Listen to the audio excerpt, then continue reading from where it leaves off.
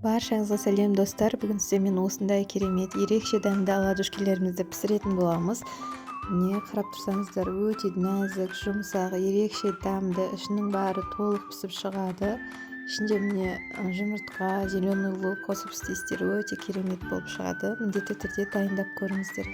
Ол үшін ең алдымен осылай жұмыртқамызды венчикпен жақсылап араластырып, ішіне тұз, шекерлерімізді салатын боламыз. Не шекерімізді қанша жұмыртқа салғаныңызға қарай саласыз. Мен 3 жұмыртқаға 3 ас қасықтай, 3 ас қасықтан кішкене асырып салдым. Осылай жақсылап араластырып, енді айранымызды құятын боламыз. Барлығы бөлме температурасында болғаны дұрыс. Сонда жақсы көтеріліп пісетін болады. Айрандарыңыз тым қатты мұздай болса, кішкене газде жылытып алсаңыздар болады. Осылай барлығын араластырып болған соң, үстіне ұнымызды қосатын боламыз. Ас содасын қосамыз, сосын ұнымызды қосатын боламыз. Жақсылап араластырып ұнымызды қосамыз. Өте оңай достар, тез жасалынады. Осылай ұнымызды саламыз. Енді алдын ала жұмыртқамызды қайнатып дайындап қоямыз. Соны ішіне турап салатын боламыз. Міне тұз салып жатырмын. Енді осындай кішкене қара бұрыштан қосып жіберемін.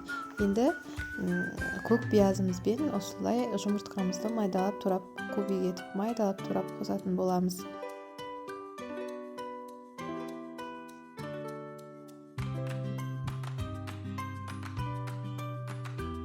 Жасалуы өте оңай достар.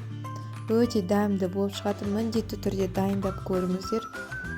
Таңғы асқа, обедке дайындасаңыздар да өте жақсы шығады.